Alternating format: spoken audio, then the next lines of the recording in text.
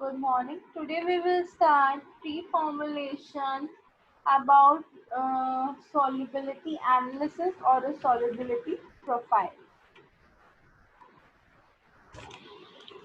See, pre-formulation solubility study focus on the drug solvent system that could occur during the delivery of a drug candidate. So, for example, a drug for oral administration should be examined for the solubility in a media having isotonic chloride ion concentration and acidic pH.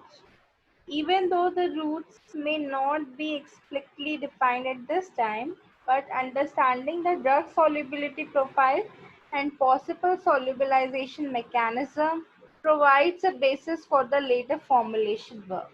So for this, we will going to start the principal area of a pre-formulation, that is the solubility analysis. For this, they contain the topic ionization constant, pH solubility profile, common ion effect, thermal effect, solubilization, partition coefficient, and dissolution. But in our label, it is the pH solubility profile, uh, a thermal effect in this solubilization. So let's start with our solubility analysis.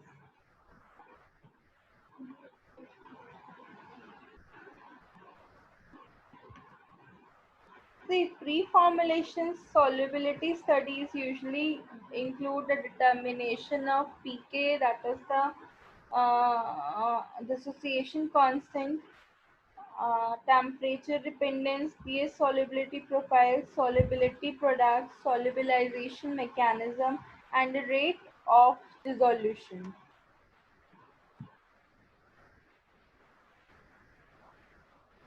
Coming out with analytical methods are particularly useful for solubility measurements include HPLC, high performance liquid chromatography, UV spectroscopy, fluorescence spectroscopy, and gas chromatography. So for most of the drug, reverse phase HPLC offers an efficient and accurate means of collecting solubility data. Its major advantages are direct analysis of aqueous, direct analysis, we can say, of aqueous samples, high sensitivity, and specific determination of the drug concentration due to chromatography separation of the drug from the impurities or the degradation product. So for solubility analysis, first comes what is solubility, what are the various pacting solubility, saturation solubility, and what is dissolution.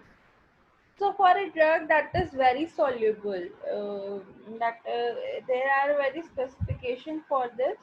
For the drug that are very soluble, sparingly soluble, slightly soluble, very slightly soluble, and practically insoluble, we have to check for this, that whether this solubility of the drug means that when we are talking about the solubility values, they are generally, we check all these parameters to assess the early development, that are those in the distilled water, um, or the media we are using, zero point 0.1 normal SL or a phosphate buffer.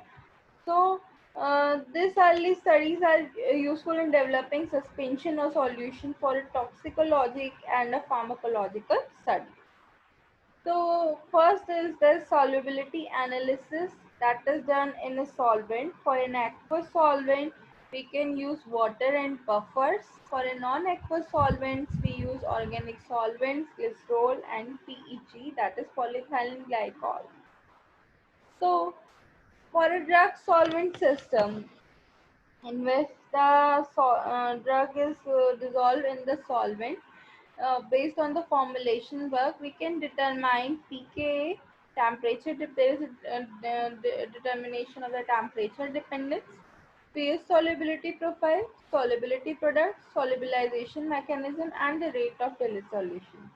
Analytic that is used for assess solubility is HPLC, UV, fluorescence, reverse phase gas chromatography, and the various factors that define solubility and resolution study are the pH, temperature, and the buffer concentration. So these are the initial things that we are going to study in this solubility, and in the next video we will see that how this solubility analysis has been done by the various mechanism and how their dependency is on this parameters. So the basic purpose of this solubility is that it identifies those candidates with potential of bioavailability problems, that having a limited solubility that is less than 1% in the fluids of GI tract, often exhibit poor or erratic absorption because dosage forms are specifically tailored for the drug. So solubility profile are not the predictors of the biological performance but do provide rationale for more extensive in vivo studies and formulation and development prior to the drug evaluation in human. So this is all about the solubility analysis, and in the next video we are going to discuss the various patterns. Then thank you.